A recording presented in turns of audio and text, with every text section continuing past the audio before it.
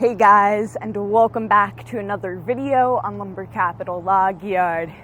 My fellow sawyers, I have been running into some things that have been quite a pain in my butt lately, and I wanted to talk a little bit about it here today with you because what I've been realizing is that this mill is still pretty new to me and I don't know a lot about it.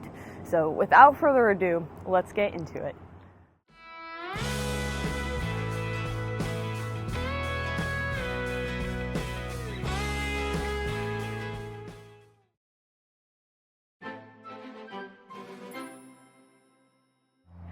Upgrading our sawmill meant switching to diesel, which so far I've loved. The diesel engine just has so much more power behind it than the gas one that we had before it, for sure. But the amount of diesel we go through is kind of crazy to me.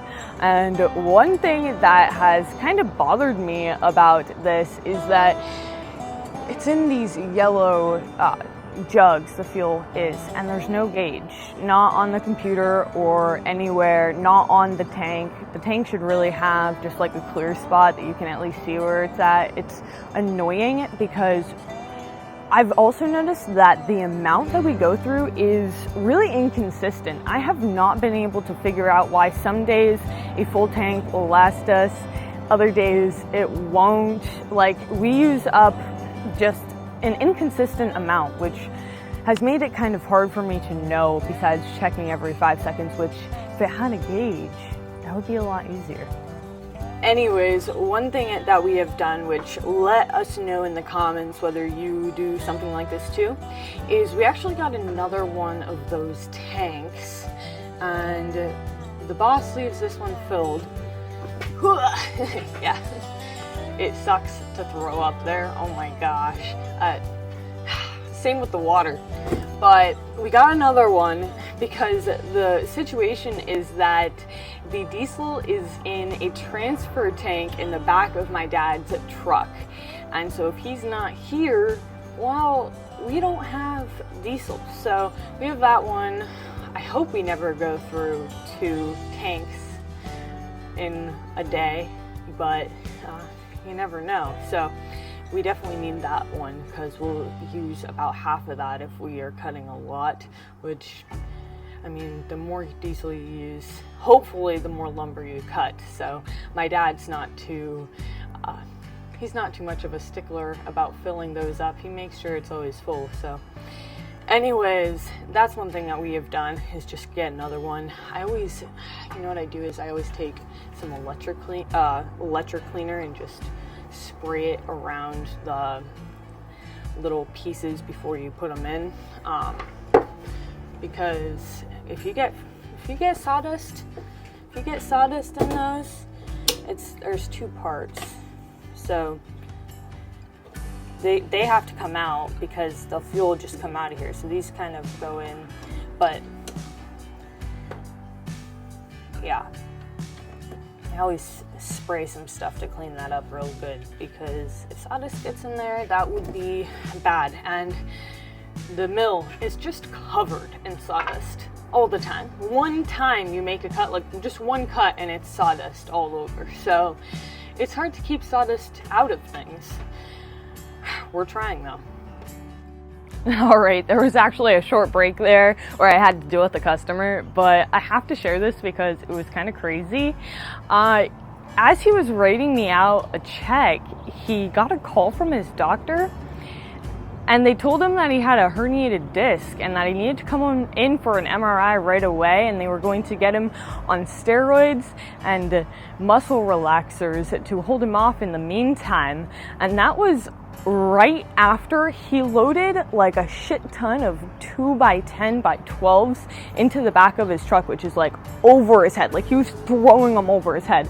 And 2x10x12 hemlocks are not light, especially when they're green. Now, these had been there for like a little bit, so maybe they were a little bit more dry out, but these things are heavy. Like, they suck to move around, and he was just like throwing them over his head. Gets a call and says that he's not in good shape. So that's never happened before here. That was just kind of crazy, had to share it, but we can get back to the video now. moving on from the fuel, there has been another thing that's really puzzled us. We don't really know what's going on here. I can blame it on myself. I've been trying to work out some things that it could possibly be, but the blades have been snapping brand new. Like, I ran that past blade, not this blade that's on right now, but the one before it. I ran that for maybe an hour and a half, and then it snapped. And so I thought, okay, maybe the tension is a little bit too tight.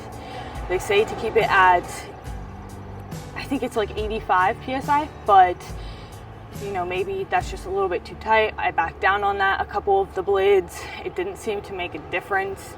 At first, what was happening that I was noticing is that the blades were not lasting past a second resharp.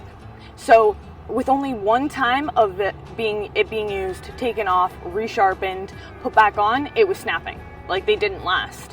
Whereas like before, we were getting, I don't know, 4 sharpenings out of each blade. So that was a big difference. You're like, what's going on here? This is a much larger, more durable looking blade.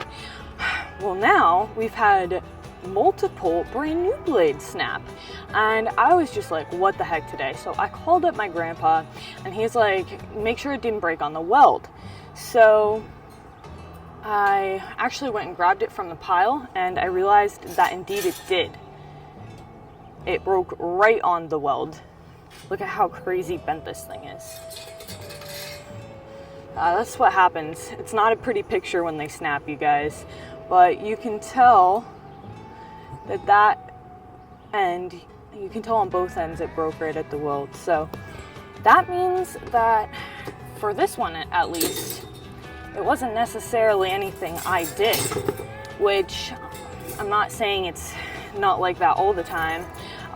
One thing is running them a little bit too long. I thought maybe I was leaving them on a little bit longer than I should. They say 2 hours, but then they also say, like, if you also, you know, start to notice whether it's dull or not. So if it's waving over knots or whatever, it's probably dull.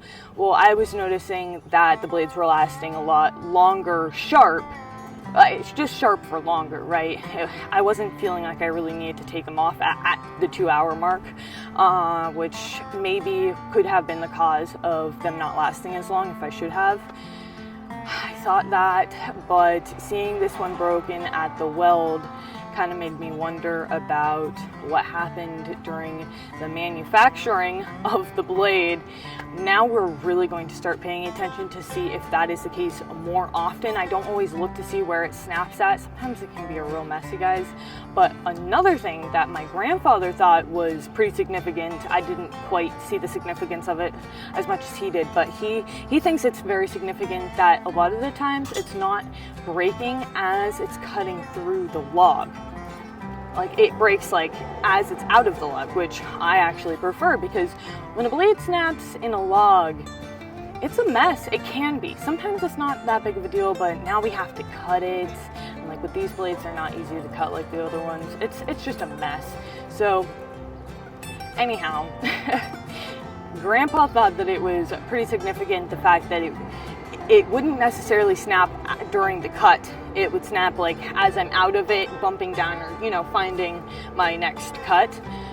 That was happening a lot. We did have one time where it snapped in the log, but a lot of the times it's been outside. So he thought that was also strange, because there should be more tension on it when it's going through the log. I don't really know. So anyhow, let me know what you think about that, because I haven't really experienced anything like this. This is all very new to me. So let me know down in the comments what you think. On a different note, I did want to mention that we have available now a Colombian whole bean coffee. So I wanted to mention it because I know some of you are into Folgers coffee. It's never been my favorite, but that's also a Colombian coffee.